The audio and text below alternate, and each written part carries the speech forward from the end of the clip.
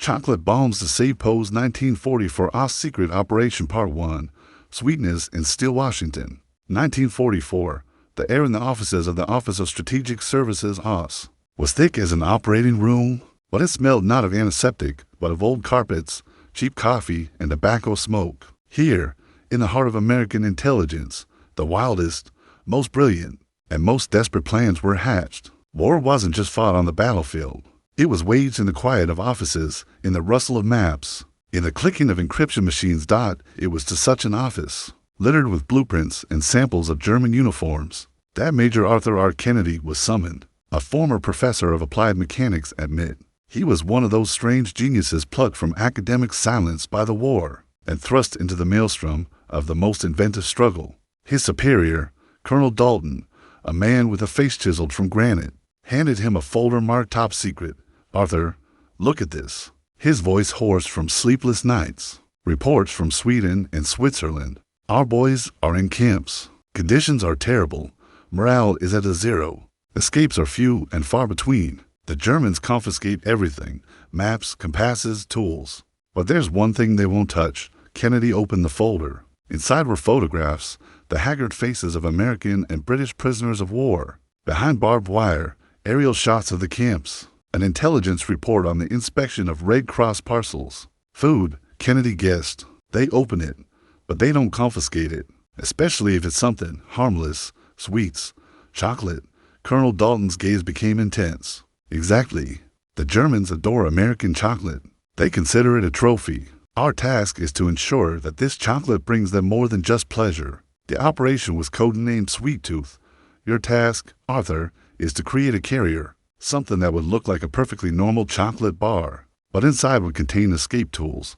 Kennedy nodded slowly, his mind, accustomed to solving equations and building machines, already beginning to work. The idea was brilliant and at the same time incredibly complex. It had to be more than just a hollow candy. The Germans weren't idiots. They could break chocolate, bite through it. The tools had to be concealed so as to survive a cursory inspection, yet easily accessible to anyone with the secret. He retreated to his laboratory, which resembled the workshop of a mad watchmaker. He was joined by two others, Lieutenant Evelyn Ross, a chemical engineer who had worked for a major candy company before the war, and Sergeant Joe Handy Petrilli, a genius mechanic capable of cobbling together anything from nothing. These three became the core of the project. The first weeks were a time of trial and error. They tried dozens of chocolate recipes, trying to achieve the right density and pliability. Regular Hershey's chocolate was too brittle and brittle. When broken, it crumbled rather than split cleanly. Evelyn spent days and nights at the stove, simmering the black, bitter mass, adding various stabilizers and fillers. Finally, she found the formula: chocolate that was hard enough not to melt in your hands, yet had a specific texture that, with just the right amount of pressure and in just the right place, allowed it to open like a book. The next challenge was the filling. What to put inside. A map, the most important thing, but paper was too fragile, easily detected by touch. Petrilli came up with a brilliant solution: silk, durable, lightweight, silent, water-resistant, and capable of producing remarkably clear images. They found a way to print detailed maps of Germany and occupied territories on silk, marking camps, safe houses, and routes to neutral countries. Then came the tools: metal files disguised as chocolate bar strings, a tiny compass embedded in the plastic edge, miniature files. All of this had to be positioned inside so as not only to be unnoticeable, but also to maintain the weight and balance of the bar. Petrilli designed tiny brass guides and latches that held the tools in place until the chocolate was activated. The main challenge was the opening mechanism. It had to be intuitive for the prisoner, but completely unnoticeable to the guard. After much experimentation, Kennedy came up with a brilliantly simple system. The bar looked like a regular one, with the classic Hershey's design, but if you press certain dots on the back in a specific sequence, this code was to be secretly transmitted to the prisoners via coded radio messages or an intelligence network. The internal latches would snap open. Then, all it took was a gentle tug on both ends and the bar would neatly separate into two halves, revealing its steel, silk, and brass backbone. The first successful prototype lay on the table in front of Colonel Dalton. He picked it up and turned it over in his hands. It was perfect. It smelled like chocolate and weighed like the real thing. Amazing, Dalton whispered. Absolutely amazing. Let's get it into production. We'll call them chocolate bombs. He broke open the bar, following the instructions. Inside, like a treasure, lay a carefully folded silk map and glittering miniature tools. There was a surreal beauty in this moment, the childish joy of chocolate and the adult, deadly serious goal of freedom. They had created more than just a tool for escape. They had created a symbol of hope. Now that hope had to be delivered. Part 2. The flight of the Candy Bomber, a British airbase somewhere in East Anglia, late evening. Lieutenant Jack Lucky Foley, AB'd for Liberator pilot, looked at his aircraft as technicians prepared it for a night sortie. Usually, its bomb bay was filled with a deadly cargo 500-pound bombs destined for drop on factories, railway junctions, and military installations in occupied Europe. But today was different. Today, he was the Candy Bomber. His crew, usually boisterous and cheerful before a mission, was uneasy today. They had received the strangest, most classified briefing of their entire careers. They were shown an ordinary-looking candy bar, then demonstrated how it could be transformed into an escape kit. Their mission was not to destroy, but to rescue, break through deep into enemy territory, locate the specific Stalag 3 prisoner of war camp from the air, and drop containers of these chocolate bombs on it. Guys, remember, said the OSS officer giving the briefing, precision is everything. You can't just dump this cargo anywhere. It has to land within the camp, preferably on the parade ground or between the barracks. If it falls outside the barbed wire, it's pointless. The Germans will pick it up and see through our ruse. And then goodbye, operation. The chances of success were slim. Flying at night, at low altitude, without fighter protection, over territory swarming with flak and Luftwaffe night fighters. It was a suicide mission, but Jack Foley's gaze was determined. He'd seen the pictures from the camps. He imagined those guys, his comrades, there, behind the barbed wire. If he had a chance to give them even the slightest hope, he was willing to do anything. The B-24, carrying an unusual cargo, rose into the night sky. The plane flew without lights, its crew peering tensely into the darkness. Dark patches of forests, silvery ribbons of rivers, and the occasional lights of a small town floated below. German air defenses were active, here and there. Flak bursts from anti-aircraft shells flashed across the sky.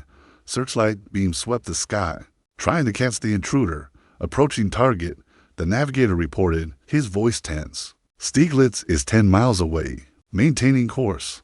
Foley's heart pounded. He descended, violating all safety regulations, to a dangerously low altitude. Now he could make out the outlines of the camp, a rectangle illuminated by searchlights, barracks, guard towers. Prepare the load, he commanded.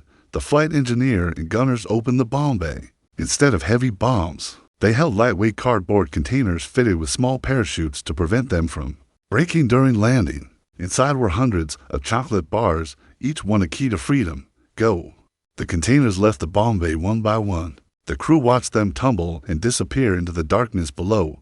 Had they made it in time? Had they reached the camp? At that moment, a burst of tracer bullets erupted from the guard tower. The Germans had spotted them. Gain altitude.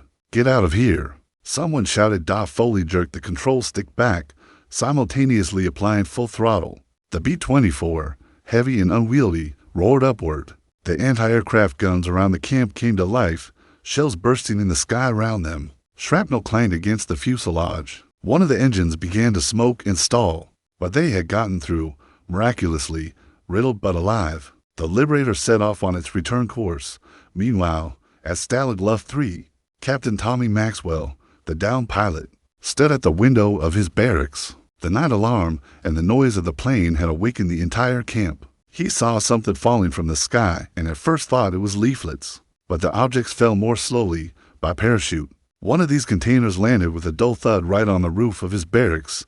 The next morning, under the pretext of inspecting the damage from the raid, several prisoners who were part of the underground escape committee climbed onto the roof and found a cardboard box. Inside were chocolate bars. At first, this was disappointing, food, but then Tommy, who was familiar with some of the OSS's encrypted radio messages, noticed something odd. The packaging was slightly stiffer, and the design slightly less clear than on a real Hershey's. He remembered the coded message about a sweet surprise and a secret mechanism.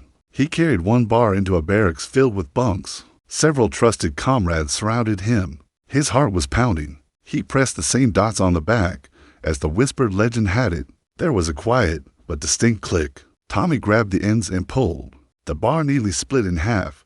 Asterisk, there was no sweet filling inside. There, nestled neatly in the recesses, lay a miniature file, a rolled-up piece of silk, and a tiny compass. Tommy unrolled the silk. It was a map, a detailed map of the surrounding area, marking the camp, forest trails, rivers, and the Swiss border.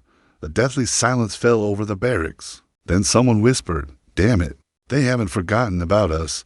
It wasn't just a set of tools. It was a message from the outside world, from home. It said, "We know where you are. We're thinking about you. We're helping you fight, run." Over the next few days, the chocolate bombs were secretly distributed among trusted individuals in the camp. They became the most valuable currency, more valuable than cigarettes or food. They offered more than just the possibility of escape. They offered hope, and this hope was stronger than any steel and sweeter than any chocolate. Part 3. The Price of Freedom. And the bitterness of success hope carried by the chocolate bombs was like yeast. It stirred the underground life in Stalag Luft 3 to a new ferment. Captain Tommy Maxwell and the Escape Committee, encouraged by this sign of attention from the outside, intensified their work. Silk maps were painstakingly copied onto homemade paper. Saws were used to cut through bars and locks, and tiny compasses helped them navigate their routes. But war is war, and every shred of hope had to be paid for in blood. One night, as a group of prisoners tried to use one of these saws to loosen the bars on a basement window, they were surprised by a patrol. A fight broke out, and shots rang out. 2 prisoners were killed on the spot. Several more were captured and, after interrogation, sent to the punishment cell. The German guards, who had previously considered the camp relatively peaceful, howled. Searches began. It was during one of these thorough searches that tragedy occurred. Oberleutnant Strauss, a meticulous and suspicious Abwehr officer, was conducting a search of barracks number 7. His attention was drawn to Private Danny O'Malley, a young man from Boston, who was nervously fiddling with half a chocolate bar in his pocket. He hadn't yet managed to hand it over to the committee. "Waste ist das?" Strauss asked sharply, snatching the chocolate from his hand. "Chocolate? Where did you get it from?" O'Malley, pale as a sheet, muttered something about a package from home. But Strauss was no fool. He noticed the unusual packaging. He turned the bar over in his hands, squeezed it, and felt an unnatural hardness. Instead of breaking it, he pulled out a knife and forcefully cut the chocolate in half. The steel of the saw glinted in the light. Strauss froze, his eyes widening in astonishment that lit up with cold triumph. He had found a needle in a haystack. All guards were immediately put on alert. The camp was turned upside down. The hunt was on. Several more chocolate bombs were found hidden under floorboards, in wood piles, and in secret places. The consequences were dire. 10 people connected with the storage and distribution of the chocolate were captured. After a quick court-martial, they were accused of sabotage and plotting an escape. 3, including poor O'Malley, were shot in front of the entire camp. The rest were sent to a concentration camp, from which none returned. News of this failure, intercepted by OSS agents and relayed to Washington, shocked Major Kennedy's department. Their brilliant invention, their brainchild, had proved fatal for those they were trying to save. Colonel Dalton, upon receiving the report, silently left his office and slammed the door so hard that the glass panel shattered. Evelyn Ross, upon learning of the shooting, didn't show up for work for 2 days. She cried in her room, imagining the faces of those men for whom her chocolate had brought not freedom, but a bullet. Sergeant Petrilli, enraged, smashed one of his machines. They felt complicit in murder. Major Kennedy was devastated. He sat in his lab in front of yet another flawless chocolate bomb prototype, unable to take his eyes off it. It was no longer a symbol of hope. It was a trap, a beautiful, sweet, deadly trap. "We were too smart," he whispered into the void. "We forgot we were dealing not with machines, but with people, and that the enemy also had brains." Operation Sweet Tooth was officially suspended. The risks outweighed the potential benefits. However, its legacy proved more complex and multifaceted than anyone could have imagined. Not all chocolate bombs were discovered. A few survived and were eventually used for their intended purpose. Thanks to the maps and tools found in them, several groups of POWs were able to successfully escape and reach neutral countries. Their stories later became the stuff of legend. But the main result of the operation wasn't the success rate. It was that very hope. even after failure and executions. The very fact that someone out there had taken such an incredible risk to help them became a powerful morale boost for those remaining in the camps. They knew they were valued, remembered, and fought for in the most incredible ways. The chocolate bombs went down in history as one of the most creative and moving OS projects. They were a symbol that even in the darkest circumstances, human ingenuity and the desire for freedom can produce amazing things. But they also became a harsh reminder of the price paid for this freedom, and that in war, even the sweetest idea can turn into the bitter truth of death. This was a story not only of salvation, but also of sacrifice. And both these sides, the bright and the dark, are forever etched in the memories of those who created them, and those for whom they were intended.